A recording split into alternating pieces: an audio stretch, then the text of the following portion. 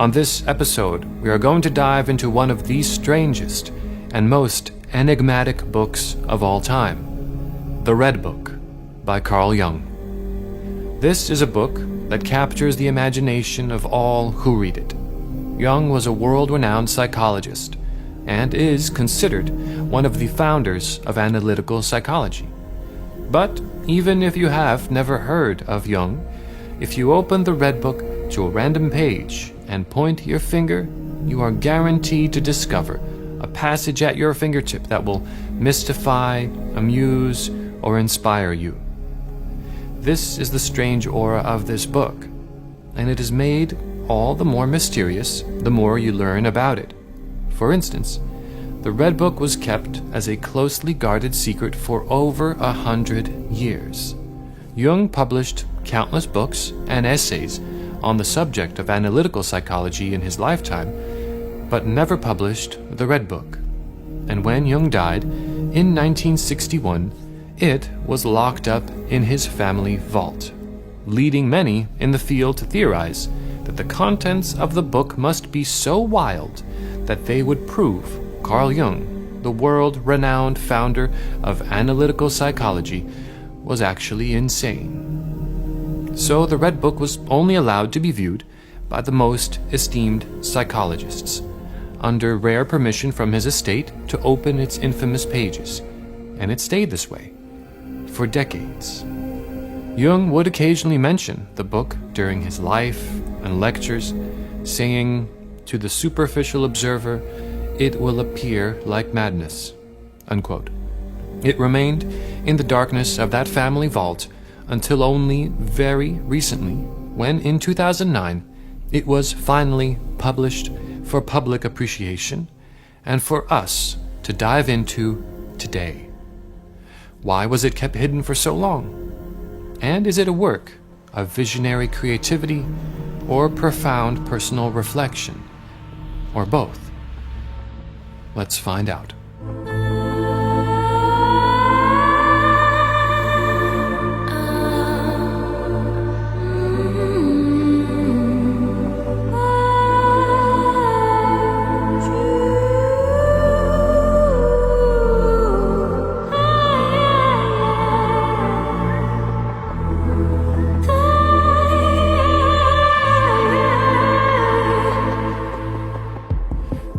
Part 1. The River of Blood.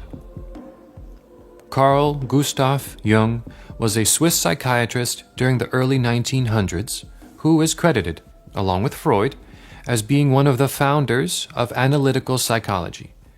His insights into the human mind shaped our understanding of psychology into what it is today. For example, Jung coined the terms introvert and extrovert. He discovered and elaborated on the archetypes of the unconscious mind. He created the foundation for those personality types, those tests we all like to take online that label you an IFNJ or ESFP and give you a superhero name like the counselor or the visionary and so on. He theorized the human mind creates a shadow in itself. He also uncovered that the unconscious mind has an even deeper layer called the collective unconscious, which we all share, and countless other insights, which he shared with the world. In many ways, his theories on the mind are so unique that they continue to stand on a parallel track to modern clinical psychology.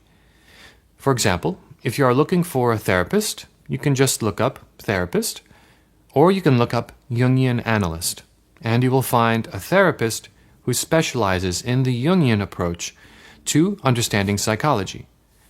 On that note, there is the C.G. Jung Institute here in New York City, and on their website they say, "The C.G. Jung Institute of New York offers a postgraduate clinical training program that prepares its students for a professional practice as a Jungian psychoanalyst, and membership within a worldwide community of Jungian analysts," unquote. So, why are we talking about a psychiatrist in a podcast about creativity? Well, The way to think about Carl Jung is this. He is the Nikola Tesla of psychology. Through his influence, the entire field was reimagined. He was a visionary with an unparalleled intellect, very reminiscent of someone like Leonardo da Vinci, with his insatiable curiosity. Really one of these once-in-a-generation types. If there was an award in psychology for the most startlingly creative approach to understanding the human mind, it would be awarded to Carl Gustav Jung. Now, to explore the full scope of Jung's discoveries would easily take an entire college semester, and those classes exist, so this will by no means be a full investigation of his thoughts. And for that, I encourage your own explorations, your own research. In this episode, we will focus on the infamous Red Book. So, what is it? If you were to enter Jung's house near Zurich, in Switzerland, and go to his study, as you approached his large wooden desk, you would find a massive red leather book, about 12 inches by 15 inches. Inscribed in gold on the binding is a Latin title, Liber Novus. As you flip open the heavy red leather cover, you notice the pages are thick, like ancient parchment. The writing is done by hand in a careful calligraphy style. The languages are a mixture of German, Latin, and Greek. All throughout the book, there are beautiful and intricate paintings. Some of them take up the full parchment page, and others are seamlessly integrated within the text. Looking at this book, you would have to assume this is an ancient religious manuscript, maybe a work of medieval literature from 1,000 years ago. This is no ordinary book.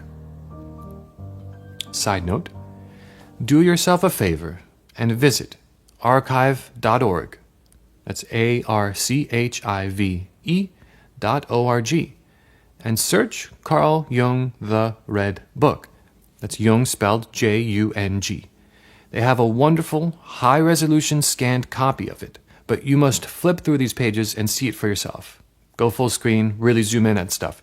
That's archive.org. Now, back to the show. So, what is the Red Book trying to transmit? With its handwritten calligraphy and carefully crafted paintings? A fable? A religious epic? The Red Book was a personal project that Jung was working on, in which he attempted to record in vivid detail the visionary experiences he was having during the period between December 1913 and January 1914. These experiences weren't some pleasant daydreams. They were symptoms of a mental breakdown that Jung was suffering at this point in his life. And the irony, it wasn't lost on him. To be a psychiatrist with his own regular patients, and to be suffering from a near-psychotic episode himself. In the book, Memories, Dreams, Reflections, Jung shares this with us. In order to grasp the fantasies which were stirring in me underground, I knew that I had to let myself plummet down into them, as it were. I felt not only violent resistance to this, but a distinct fear, for I was afraid of losing command of myself and becoming a prey to the fantasies. And as a psychiatrist, I realized only too well what that meant. After prolonged hesitation, however, I saw that there was no other way out. I had to take the chance, had to try to gain power over them, for I realized that if I did not do so, I ran the risk of their gaining power over me. A cogent motive for my making the attempt was the conviction that I could not expect of my patients something I did not dare to do myself. The excuse that a helper stood at their side would not pass muster, for I was well aware that the so-called helper, that is, myself, could not help them unless he knew their fantasy material from his own direct experience, and that at present all he possessed were a few theoretical prejudices of dubious value. This mental break that Jung has in December 1913 seems to have its origins in the year leading up to it. It is around this time that Jung has a dramatic falling out with his mentor, Sigmund Freud. In the field of psychology at the time, Freud was considered untouchable and his theories beyond critique. And it is true that Freud can largely be credited for shining a light into the unconscious of the human brain and revealing new worlds of study. For a time, in that field of psychology, Jung was being considered the heir apparent to Freud, the successor who would carry on Freud's theories. But after years of friendship and respect, Jung could not stay silent any longer. He disagreed with Freud on pivotal positions. He thought Freud was too fixated on sexuality as the cause of all neurosis. He thought Freud too frequently assumed all answers to personal issues stemmed from childhood. Jung also suspected that Freud's concept of the unconscious did not go deep enough and did not reach the depths of the unconscious, only scratched the surface of what Jung called the personal unconscious. And one final element that Jung could not tolerate about Freud: he was utterly cynical about human nature. Freud had no patience for exploring spiritual matters, or matters of the meaning of life and the human inclination towards symbolism and myth that we see in all world cultures. Jung writes, "When I was working on my book about the libido and approaching the end of the chapter, The Sacrifice, I knew in advance that its publication would cost me my friendship with Freud, for I planned to set down in it my own conception of incest, the decisive transformation of the concept of libido, and various other ideas in which I differed from Freud. To me, incest signified a personal complication only in the rarest cases. Usually incest has a highly religious aspect, for which reason the incest theme plays a decisive part in almost all cosmogonies and in numerous myths. But Freud clung to the literal interpretation of it and could not grasp the spiritual significance of incest as a symbol. I knew that he would never be able to accept any of my ideas on this subject. I spoke with my wife about this and told her of my fears. She attempted to reassure me, for she thought that Freud would magnanimously raise no objections, although he might not accept my views. I myself was convinced that he could not do so. For 2 months I was unable to touch my pen, so tormented was I by the conflict. Should I keep my thoughts to myself, or should I risk the loss of so important a friendship? At last, I resolved to go ahead with the writing, and it did indeed cost me Freud's friendship. After the very public break with Freud, Jung says all his friends and acquaintances dropped away. His book was declared to be rubbish, and he was labeled a mystic, not a psychologist. Suddenly the support structure of an entire community seemed to ostracize him.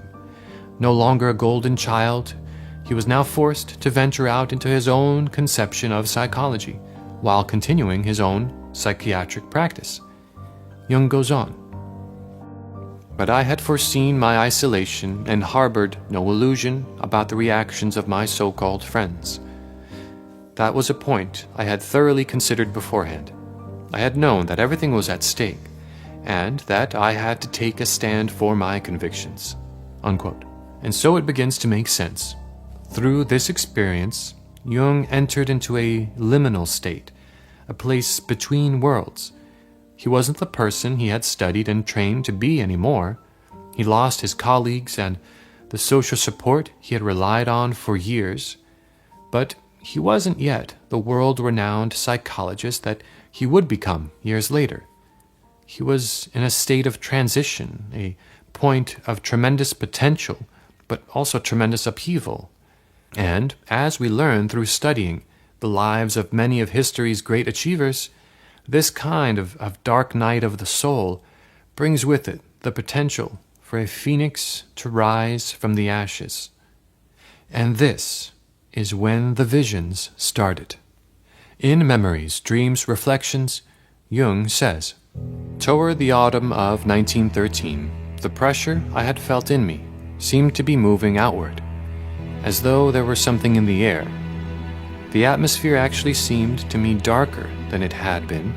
It was as though the sense of oppression no longer sprang exclusively from a psychic situation, but from concrete reality. This feeling grew more and more intense. In October, while I was alone on a journey, I was suddenly seized by an overpowering vision. I saw a monstrous flood covering all the northern and low-lying lands between the North Sea and the Alps. When it came up to Switzerland, I saw that the mountains grew higher and higher to protect our country. I realized that a frightful catastrophe was in progress. I saw the mighty yellow waves, the floating rubble of civilization, and the drowned bodies of uncounted thousands. Then the whole sea turned to blood.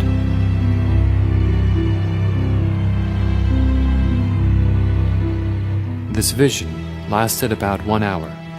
I was perplexed and nauseated and ashamed of my weakness. 2 weeks passed. Then the vision recurred, under the same conditions, even more vividly than before, and the blood was more emphasized. An inner voice spoke, "Look at it well. It is wholly real, and it will be so. You cannot doubt it." That winter, someone asked me what I thought were the political prospects of the world in the future. I replied that I had no thoughts on the matter, but that I saw rivers of blood. I asked myself whether these visions pointed to a revolution, but could not really imagine anything of the sort. And so I drew the conclusion that they had to do with me, and decided that I was menaced by a psychosis. The idea of war did not occur to me at all. Soon afterward, in the spring and early summer of 1914, I had a thrice-repeated dream that in the middle of summer, an Arctic cold wave descended and froze the land to ice. I saw, for example, the whole of Lorraine and its canals frozen, and the entire region totally deserted by human beings. All living green things were killed by frost. This dream came in April and May, and for the last time in June 1914. In the third dream, frightful cold had again descended from out of the cosmos. This dream, however, had an unexpected end. There stood a leaf-bearing tree, but without fruit. My tree of life, I thought, whose leaves had been transformed by the effects of the frost into sweet grapes full of healing juices. I plucked the grapes and gave them to a large, waiting crowd. On August 1st, the World War broke out. Now, my task was clear. I had to try to understand what had happened and to what extent my own experience coincided with that of mankind in general. Therefore, my first obligation was to probe the depths of my own psyche.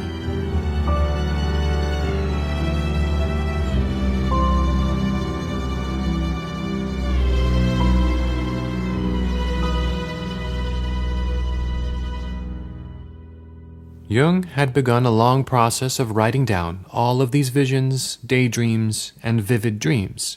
He felt like his unconscious was trying to communicate with him, trying to tell him something. His river of blood vision was in October of 1913 and reoccurred in the weeks following. His killing frost dreams were in April, May, and June of 1914. World War I began in July of 1914. Did his unconscious foresee the imminent destruction and loss of countless lives that was coming? Or were the visions a symbolic representation of the inner turmoil that Jung was feeling at this time? He mentions an inner voice telling him, "Look at it well. It is wholly real, and it will be so. You cannot doubt it." What does one make of that? It is with this frame of mind that Jung decides he needs to find out for himself. He needs to find out what is happening in his own mind at this pivotal stage in his life, and this is where the Red Book begins. Part 2. The Descent.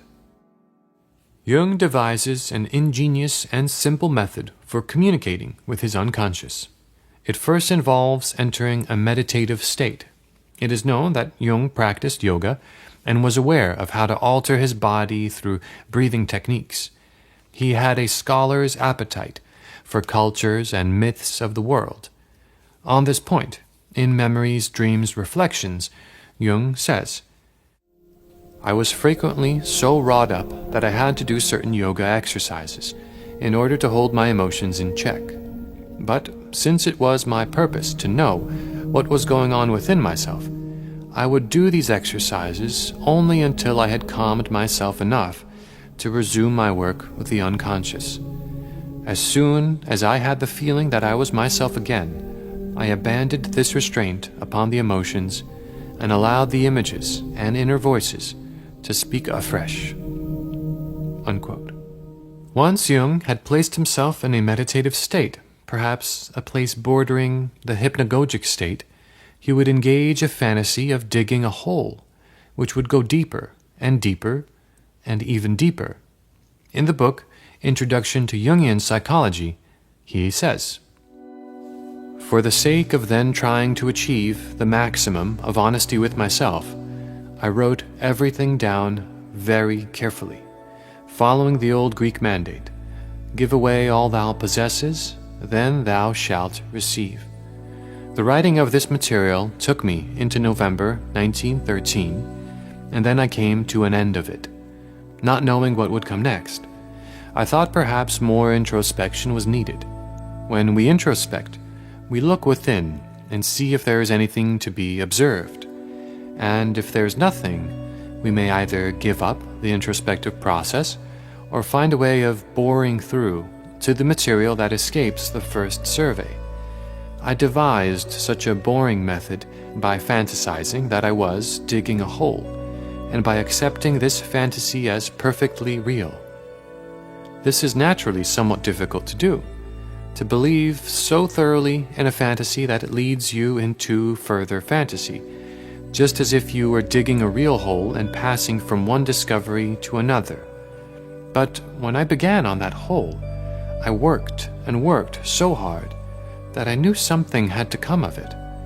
That fantasy had to produce and lure out other fantasies.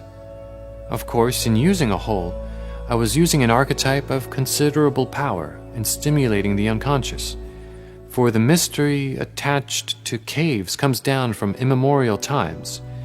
One thinks at once of the Mithraic cult, of the catacombs, etc. So the more I worked on this fantasy hole, the more I seemed to descend. Finally, I felt I had come to a place where I could go no further. I said to myself that being the case, I would then go horizontally. And then it seemed as if I were in a corridor, and as though I were wading in black slime." Unquote.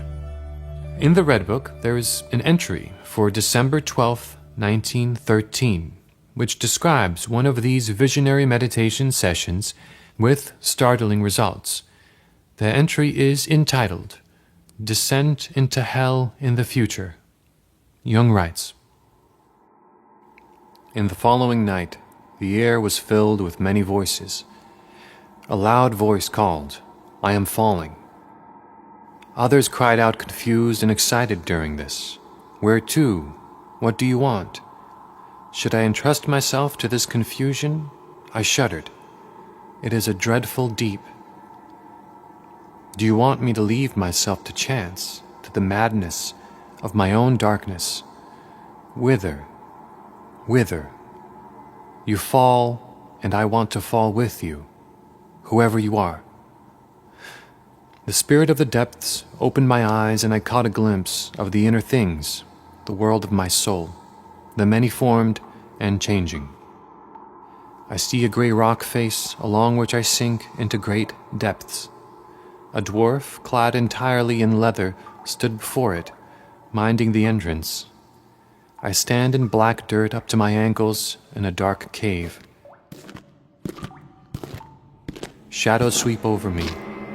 I am seized by fear, but I know I must go in. I crawl through a narrow crack in the rock and reach an inner cave whose bottom is covered with black water. But beyond this, I catch a glimpse of a luminous red stone, which I must reach. It is a six-sided crystal which gives off a cold, reddish light. I wade through the muddy water. The cave is full of the frightful noise of shrieking voices. I take the stone. It covers a dark opening in the rock. I hold the stone in my hand, peering around inquiringly. I do not want to listen to the voices. They keep me away. This dark hole, I want to know where it leads and what it says. An oracle? Is this the place of Pythia? Here, something wants to be uttered. I place my ear to the opening. I hear the flow of underground waters. I see the bloody head of a man on the dark stream. Someone wounded, someone slain floats there. I take in this image for a long time, shuddering. I see a large black scarab floating past on the dark stream. In the deepest reach of the stream shines a red sun, radiating through the dark water. There I see, and a terror seizes me, small serpents on the dark rock walls, striving towards the depths where the sun shines. 1,000 serpents crowd around, veiling the sun. Deep night falls. A red stream of blood, thick red blood springs up, surging for a long time, then ebbing. I am seized by fear. What did I see? It seems that this vision left such a deep and strong impression on Jung's mind that it left him in a state of awe. It reaches a point of reverence in the passage of writing that follows. Following the recounting of the vision, he continues, "Heal the wound that doubt inflicts on me, my soul. That too is to be overcome, so that I can recognize your supreme meaning, how far away everything is, and how I have turned back. My spirit is a spirit of torment. It tears asunder my contemplation. It would dismantle everything and rip it apart. I am still a victim of my thinking. When can I order my thinking to be quiet, so that my thoughts, those unruly hounds, will crawl to my feet? How can I ever hope to hear your voice louder, to see your face clearer, when all my thoughts howl? I am stunned, but I want to be stunned, since I have won to you, my soul, to trust you even if you lead me through madness. How shall I ever walk under your sun if I do not drink the bitter draught of slumber to the lees? Help me so that I do not choke on my own knowledge. The fullness of my knowledge threatens to fall in on me. My knowledge has 1,000 voices, an army roaring like lions. The air trembles when they speak, and I am their defenseless sacrifice. Keep it far from me, science, that clever knower, that bad prison master who binds the soul and imprisons it in a lightless cell. But above all, protect me from the serpent of judgment, who only appears to be a healing serpent, yet in the depths is infernal poison and agonizing death. I want to go down cleansed into your depths with white garments and not rush in like some thief, seizing whatever I can and fleeing breathlessly. Let me persist in divine astonishment, so that I am ready to behold your wonders. Let me lay my head on a stone before your door, so that I am prepared to receive your light." This is no longer the Jung that the world knew from his analytical psychology work. This writing resembles the words of a mad saint or a visionary monk. This reminds me of the mystical poem Dark Night of the Soul from the 1500s by St. John of the Cross. It honestly sounds like a love letter that Jung is writing to his own soul, taking a position of reverence and humility. This is what makes the Red Book so strange and unique. We are watching the inner workings of a mind struggling through an existential crisis. And through that process, we see that mind reaching spiritual insights and self-knowledge, a kind of divine madness. We are witnessing an alchemical process taking place. Jung mentions, when the desert begins to bloom, it brings forth strange plants. You will consider yourself mad, and in a certain sense you will in fact be mad." Unquote. The footnote on the bottom of that page sheds further light on this phenomenon. It is footnote number 89, and it states, Socrates distinguished 4 types of divine madness. 1. Inspired divination, such as by the prophetess at Delphi. 2. Instances in which individuals, when ancient sins had given rise to troubles, have prophesied and incited to prayer and worship. 3. Possession by the Muses, since the technically skilled, untouched by the madness of the Muses, will never be a good poet. And 4. The lover. Unquote. In the coming months, Jung struggled to understand this vision of the red crystal and the scarab, and he would retell it in his lectures for many years to come. In the Red Book, he gives us his analysis of the symbols. The following passage was written in autumn of 1914, almost a year after he first had this vision and after World War I had erupted. "Blood shone at me from the red light of the crystal, and when I picked it up to discover its mystery, there lay the horror uncovered before me. In the depths of what is to come lay murder, the blonde hero slain. The black beetle is the death that is necessary for renewal, and so thereafter a new sun glowed, the sun of the depths, full of riddles, a sun of the night. And as the rising sun of spring quickens the dead earth, so the sun of the depths quickened the dead.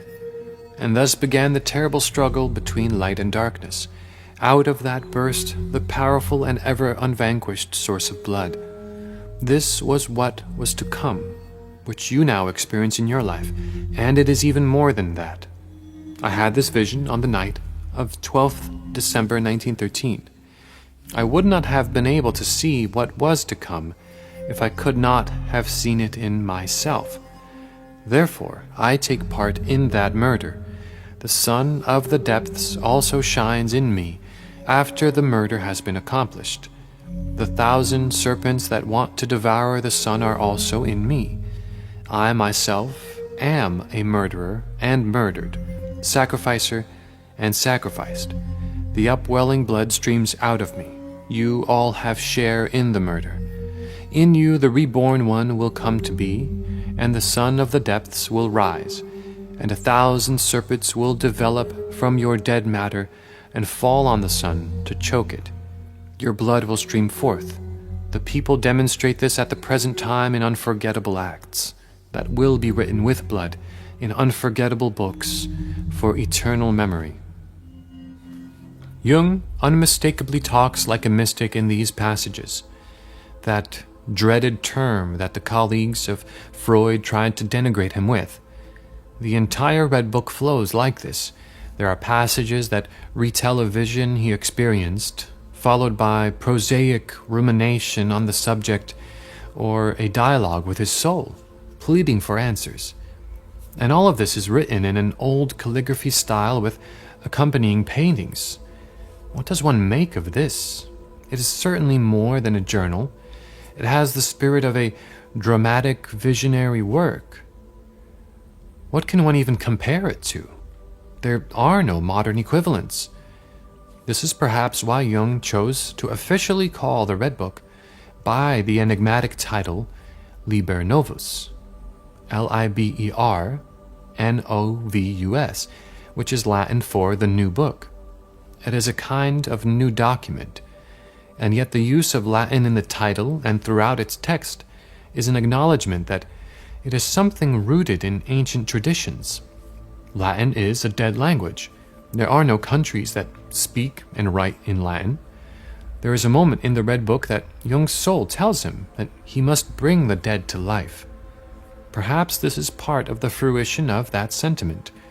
We breathe life into the old ways by making them new again. Could Jung's deep descent into his own unconscious itself be a revival of an ancient tradition? Was he inspired to take this journey through his knowledge of similar practices in ancient cultures? I am pretty certain that he was. He never says it outright, but there is a telling phrase he mentions in passing during the red crystal vision. I take the stone, it covers a dark opening in the rock. I hold the stone in my hand, peering around inquiringly. I do not want to listen to the voices, they keep me away. This dark hole, I want to know where it leads and what it says. An oracle? Is it the place of Pythia? Unquote. There was a fascinating tradition in ancient Greece. If you were seeking guidance of any kind, you would visit an oracle. An oracle is a person who acts as a medium between the world of the gods and the world of humans. These oracles would often practice rituals of purification and enter a trance-like meditative state, during which it was believed they communed with the gods. The most esteemed oracle in all of Greece was the Oracle of Delphi, whose name was Pythia. This is who Jung is referring to in that passing comment. To better understand the nature of such a tradition, let's travel back to ancient Greece, 2,400 years ago, to visit the temple of Apollo at Delphi and meet Pythia herself.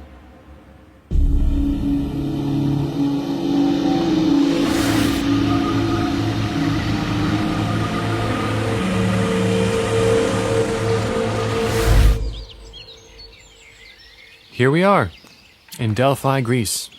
The year is 400 BC, and we are standing on Mount Parnassus, overlooking the lush surrounding landscape, hills and valleys covered with dark pine trees and olive tree groves.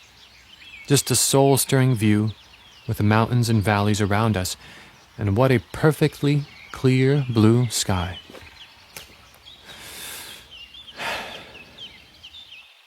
The Temple of Apollo is just up this way. It'll be a few minutes' walk. You know, to the Greeks, Delphi is considered the center of the world. The story goes that at dawn on a certain day, Zeus sent 2 eagles flying, one from the easternmost part of the world and one from the westernmost part, and they met right over Delphi. Seeing what it looks like, you can imagine why the Greeks felt that way. There is just a special aura to this place. The symbol of Delphi is actually the navel, and a large ornamental egg-like stone adorns the center of the temple, representing the absolute center of the world. If you look down there, at the foot of the mountain, you can see crowds of people. They are trying to make their way up to the temple, in the hopes that they can see Pythia today and seek her counsel. There's this strange rule. The oracle only sees visitors on one day of each month, the 7th day, and only for 9 months out of every year. So you can imagine the anxiety of some of these people who likely traveled a few days, 100 miles, just for the unlikely chance they will meet Pythia. Regardless of the demand, she accepts all who come to seek her counsel, from nobles to peasants, and even emperors. Here comes the procession now. A woman dressed in maiden's robes and a laurel in her hair leads the way. She must be one of the priestesses of the temple. Behind her are 3 nobles, each carrying a small gift and walking with a sacrificial offering, 2 sheep and a black ram. Let's join behind them. Pythia's prophecies are known throughout Greece. and dignitaries from other countries even make the trip just to seek her wise counsel.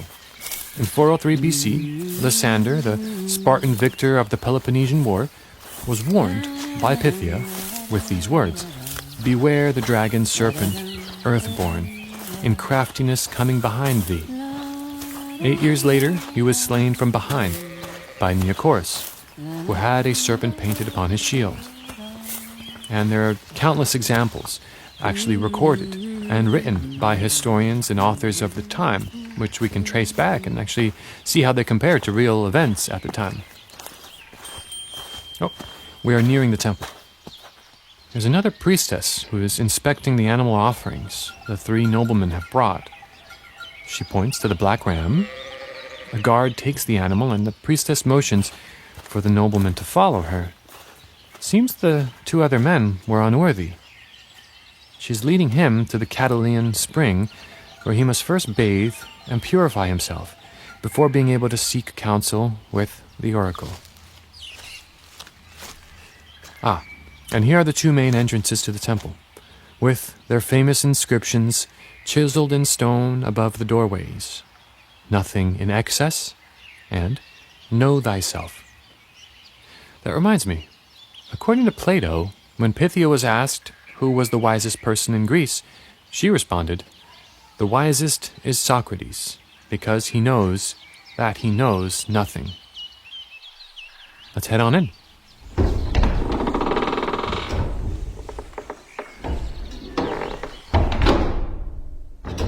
Whoa, it's dark in here. There's someone playing the harp down the corridor.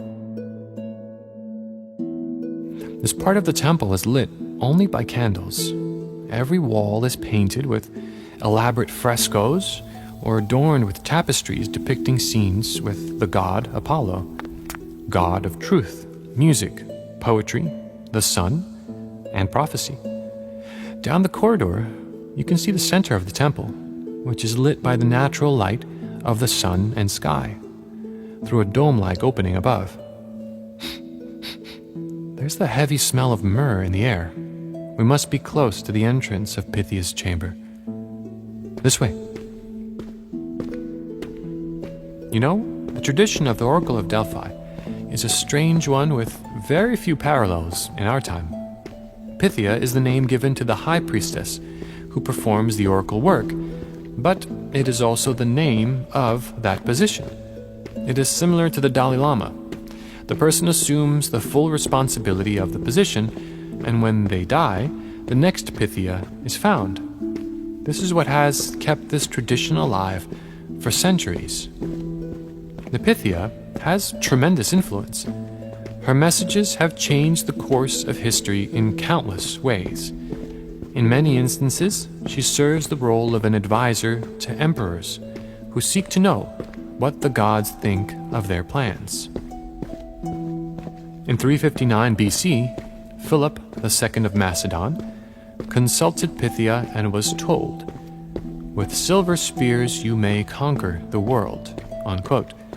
He proceeded to gain control of the silver mines in Thrace and the Illyrian kingdom, using them to bribe his way to early victories, playing Greek states against each other. Philip also had a notoriously unruly black colt horse, which no one could tame. The Oracle of Delphi told him that whoever could ride his horse would conquer the world. Despite valiant efforts, neither Philip nor his generals could tame the horse.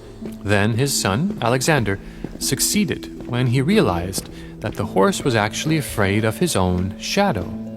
Philip then gifted the horse, who was named Bucephalus, to Alexander, who earned the title Alexander the Great when he conquered Asia. When it is time to choose a new Pythia, a woman must volunteer who is worthy and exceptionally knowledgeable on matters of ritual. So most Pythia are former priestesses of the temple here. But there have been cases of Pythia who were peasants or even noblewomen who had outstanding talents in communing with the gods in this way. It is no overstatement to say that the woman serving as Pythia is the most powerful woman in Greece. Let's take these stairs to the lower chamber. Here, We will need these torches.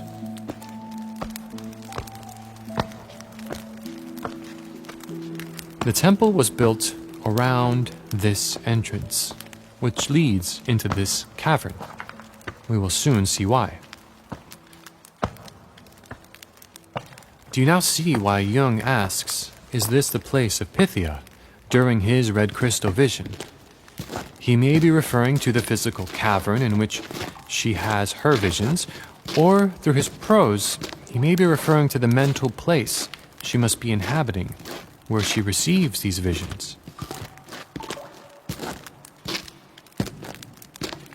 There she is, at the center of the cavern. Her head is shrouded in shadow by a robe that wraps loosely around her body, creating a hood over her head. She is elevated 2 feet off the ground, sitting on a 3-legged golden seat. The chair is positioned over a deep chasm in the cavern floor. Smoke perpetually rises from this hole and is wafting over Pythia's hooded face. The temple was built around this chasm. The location is uniquely situated above 2 tectonic plates.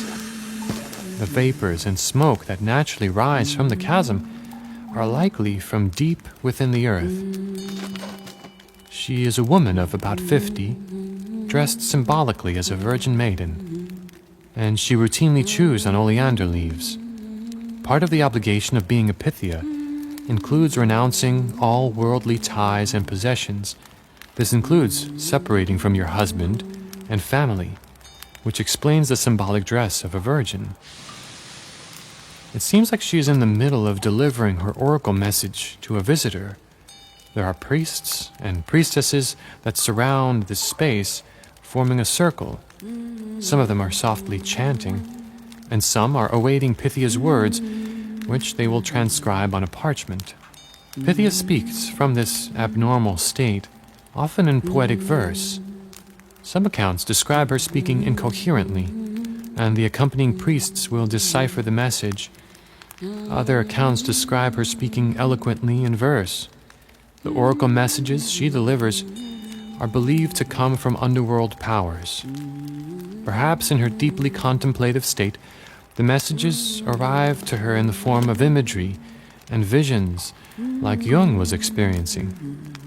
Could it be that the place that Jung's mind inhabits during the Red Book sessions is the same place that Pythia's mind inhabits? A state that places one in communication with a deep and imaginative center of the unconscious mind. It becomes clear that humans have been exploring the depths of their unconscious in a multitude of ways throughout time. I think it's safe to assume that these things are on Jung's mind when he begins his confrontation with the unconscious. He may have even been using this opportunity to test the veracity of the claims of these methods. Contrary to what our first reaction is when reading the Red Book, Jung isn't doing something new and pioneering. He is reviving something ancient, bringing what is dead back to life.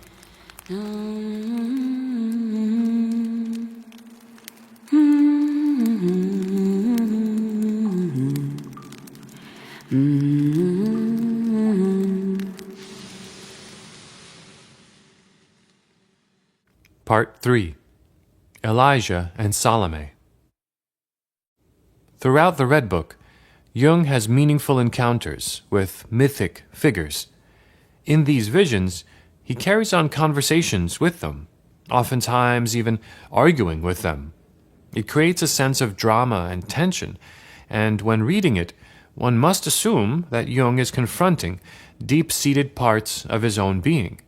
These are profoundly personal experiences we are witnessing. This passage is dated December 21st, 1913.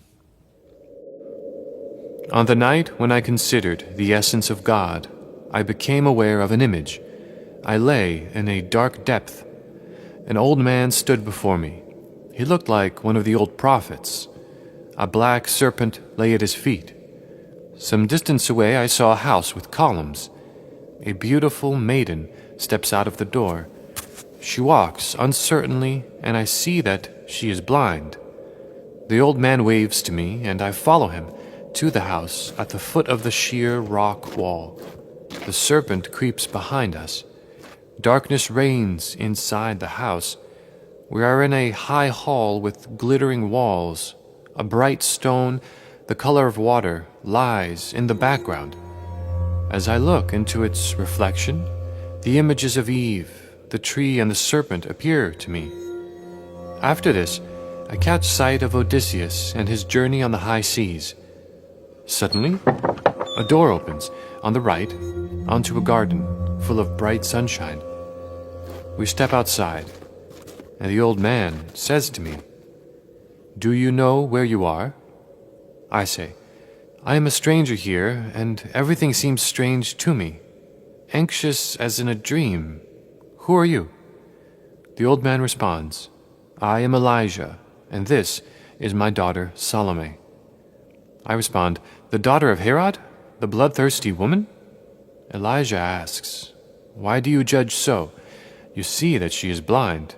She is my daughter, the daughter of the prophet." I say, "What miracle has united you?" Elijah answers, "It is no miracle. It was so from the beginning.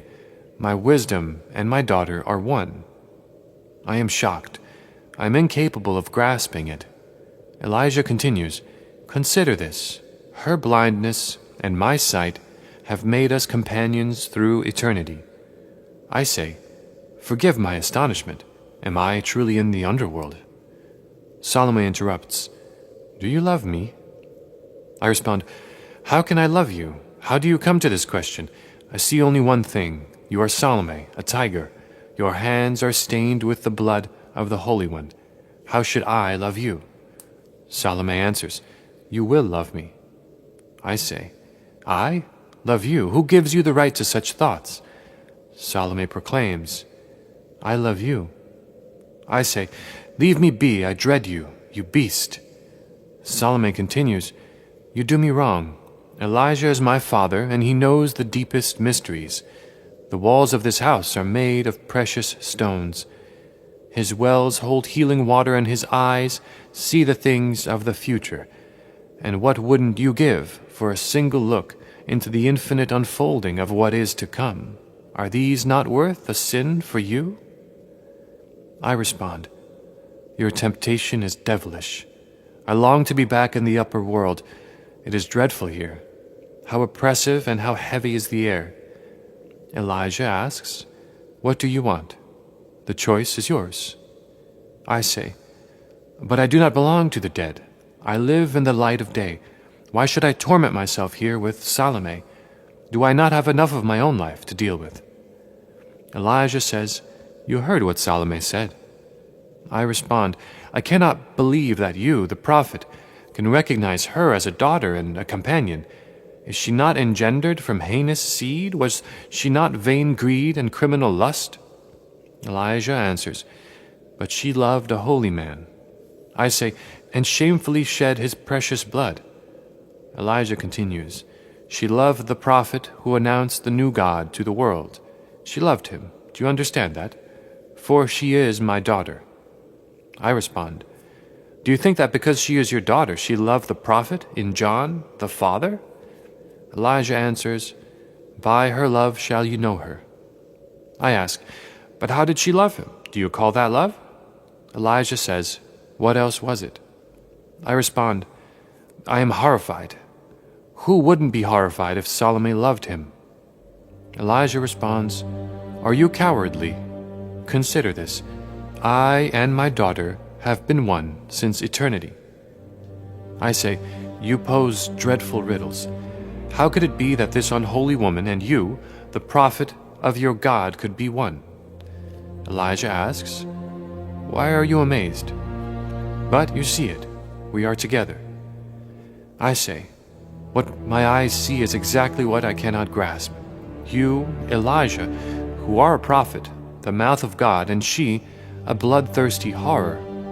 You are the symbol of the most extreme contradiction." Elijah states, "We are real and not symbols." I see how the black serpent writhes up the tree and hides in the branches. Everything becomes gloomy and doubtful. Elijah rises. I follow and we go silently back through the hall. Doubt tears me apart. It is all so unreal, and yet a part of my longing remains behind. Will I come again? Salome loves me. Do I love her? I hear wild music, a tambourine, a sultry moonlit night, the bloody staring head of a holy one. Fear seizes me. I rush out. I am surrounded by the dark night. It is pitch black all around me. Who murdered the hero? Is this why Salome loves me? Do I love her, and did I therefore murder the hero? She is one with the prophet, one with John, but also one with me? Was she the hand of God? I do not love her, I fear her. Then the spirit of the depths spoke to me and said, therein you acknowledge her divine power. Must I love Salome?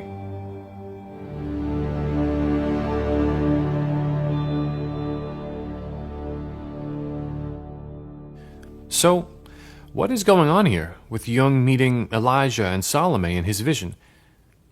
It's helpful to have some context to these two characters.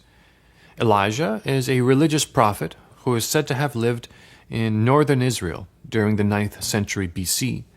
He appears in all the Abrahamic religions as a key figure and is said to have performed miracles comparable to Jesus, including raising the dead, bringing fire down from the sky, entering heaven alive by fire, and being a leader of a school of prophets. Salome, on the other hand, has a much more controversial history. She lived in the 1st century AD, and infamously, she danced before Herod, the ruler of Galilee, during his birthday banquet, and her dancing was so pleasing to Herod that he told her, whatever you ask me for, I will give it to you, up to half my kingdom. Unquote. Salome consulted with her mother and answered Herod, I want you to give me the head of John the Baptist on a platter. Herod was not happy with this request, but he felt strongly that he had to uphold his oath. So he sent guards to the prison and asked them to bring back John the Baptist's head. And on that same night, they did, presenting the platter to Salome. During the Middle Ages, her biblical story took on new life in art and literature. Her dance took on an erotic interpretation and became known as the Dance of the Seven Veils. Salome became a symbol of the temptress, a symbol of unbridled desire, luring away those who are on the road to salvation. It is with these connotations that Elijah and Salome appear in Jung's mind. But rather than assuming that Jung is witnessing some kind of biblical narrative unfold before his inner vision, I think it is more accurate to say that Elijah and Salome are symbols, in a sense, manifestations of aspects of Jung's own mind. Elijah representing the path of spiritual knowledge, virtue, and mystical experience, Salome representing the path of earthly pleasure, vice, and ignorance. It's curious to note that Jung sees Salome blinded, that she is without vision. This could be seen as symbolic of the idea that one who is led only by desire and search for animal impulses and pleasure is in some ways blind, right? They aren't functioning through reason. The struggle between these two ways of living, Elijah and Salome, puts Jung in the center of an existential conundrum. Ultimately, in the writing that follows, Jung arrives at an understanding that implies that the way of Elijah and the way of Salome are not exclusive, but actually mutually dependent. They are not opposites, but instead form a duality of living, and one must learn to navigate it. In that context, Elijah's words make sense when he says, I and my daughter have been one since eternity. Jung later writes, the way of life writhes like the serpent, from right to left and from left to right, from thinking to pleasure and from pleasure to thinking. Thus the serpent is an adversary and a symbol of enmity, but also a wise bridge that connects right and left through longing, much needed by our life." Unquote. The symbols of Elijah and Salome, they reappear in several of Jung's visions. Let's explore what I feel is the most startling one, which occurred December 25th, 1913, curiously, on Christmas. On the third night, deep longing to continue experiencing the mysteries seized me. The struggle between doubt and desire was great in me, but suddenly I saw that I stood before a steep ridge in a wasteland. It is a dazzling bright day. I catch sight of the prophet high above me. His hand makes an averting movement, and I abandon my decision to climb up. I wait below, gazing upward. I look. To the right, it is dark night. To the left, it is bright day. The rock separates day and night. On the dark side lies a big black serpent, and on the bright side, a white serpent. They thrust their heads toward each other, eager for battle. Elijah stands on the heights above them. The serpents pounce on one another, and a terrible wrestling ensues. The black serpent seems to be stronger. The white serpent draws back. Great billows of dust rise from the place of struggle, but then I see the black serpent pulls itself back again. The front part of its body has become white. Both serpents curl about themselves, one in light, the other in darkness. Elijah says, "What did you see?"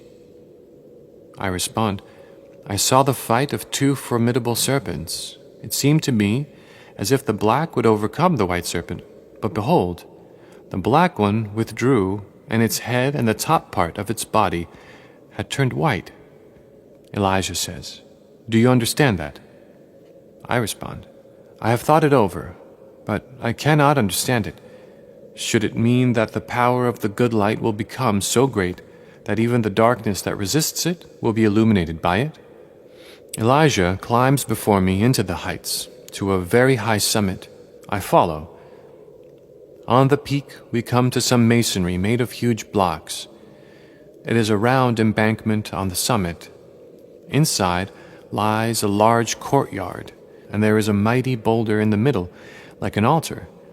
The prophet stands on this stone and says, "This is the temple of the sun. This place is a vessel that collects the light of the sun." Elijah climbs down from the stone. His form becomes smaller in descending, and finally becomes dwarf-like, unlike himself. I ask, "Who are you?" "I am Mime, and I will show you the well springs." The collected light becomes water and flows in many springs from the summit into the valleys of the earth. He then dives down into a crevice.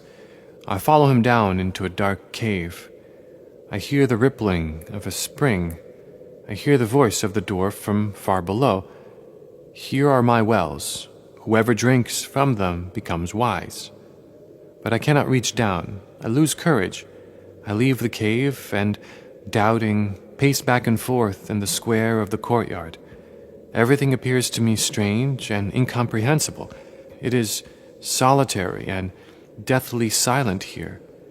The air is clear and cool, as on the remotest heights, a wonderful flood of sunlight all around. The great wall surrounds me. A serpent crawls over the stone. It is the serpent of the prophet. How did it come out of the underworld into the world above? I follow it and see how it crawls into the wall. I feel weird all over. A little house stands there with a portico, minuscula, snuggling against the rock. The serpents become infinitely small. I feel as if I too am shrinking. The walls enlarge into a huge mountain, and I see that I am below on the foundation of the crater in the underworld. And I stand before the house of the prophet. He steps out of the door of the house. I say, "I notice, Elijah, that you have shown me and let me experience all sorts of strange things, and allowed me to come before you today, but I confess that it is all dark to me. your world appears to me today in a new light. Just now it was as if I were separated by a starry distance from your place, which I still wanted to reach today, but behold, it seems to be one and the same place. Elijah says, you wanted to come here far too much. I did not deceive you, you deceived yourself. He sees badly who wants to see. You have overreached yourself. I say, it is true. I eagerly longed to reach you, to hear more. Salome startled me and led me into bewilderment. I felt dizzy, because what she said seemed to me to be so monstrous and like madness. Where is Salome? Elijah says, how impetuous you are. What is up with you? Step over to the crystal and prepare yourself in its light. A wreath of fire shines around the stone. I am seized with fear at what I see. The coarse peasant's boot, the foot of a giant that crushes an entire city. I see the cross, the removal of the cross, the mourning. How agonizing this sight is. No longer do I yearn. I see the divine child with the white serpent in his right hand and the black serpent in his left hand. I see the green mountain, the cross of Christ on it, and a stream of blood flowing from the summit of the mountain. I can look no longer. It is unbearable. I see the cross and Christ on it in his last hour and torment. At the foot of the cross, the black serpent coils itself. It has wound itself around my feet. I am held fast, and I spread my arms wide. Salome draws near. The serpent has wound itself around my whole body, and my countenance is that of a lion. Salome says, Mary was the mother of Christ. Do you understand? I say, I see that a terrible and incomprehensible power forces me to imitate the Lord in his final torment. But how can I presume to call Mary my mother? Salome says, you are Christ. I stand with outstretched arms like someone crucified, my body taut and horribly entwined by the serpent. You, Salome, say that I am Christ? It is as if I stood alone on a high mountain, with stiff, outstretched arms. The serpent squeezes my body in its terrible coils, and the blood streams from my body, spilling down the mountainside. Salome bends down to my feet and wraps her black hair round them.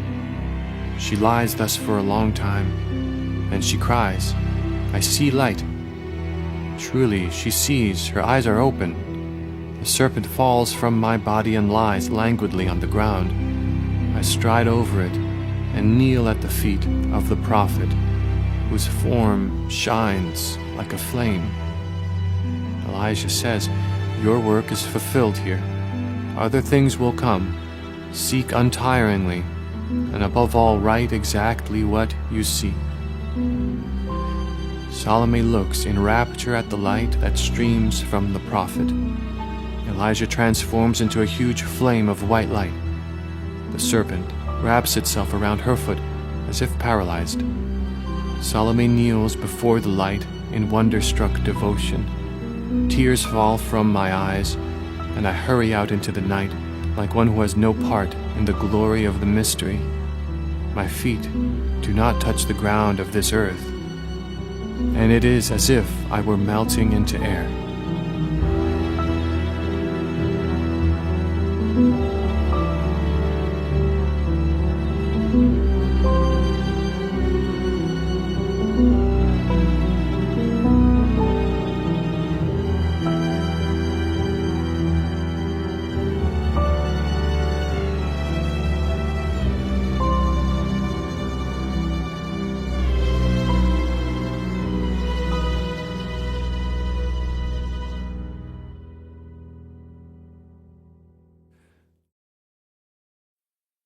Well, I hope you enjoyed this deep dive into Dr. Carl Jung's Red Book. I really personally feel this is one of the most important books of the 20th century. So why do I feel this way? I would say 4 reasons. 1, Dr. Carl Jung engages his unconscious willingly and then documents what happens afterward in this incredible, thorough, and even prosaic way. Now, that let alone is already pretty unique among literature of psychology, but I really believe in studying this work for years now, that in the process, Jung reaches a kind of center from which religion and myth is born. And so that's kind of crazy, profound stuff. So now, second reason, I would say that this work, the Red Book, and the work that follows, Jung's psychological research, his clinical work, and all of the lectures he gives for the rest of his life, really offer a roadmap for the individual to engage with this kind of process in their own life.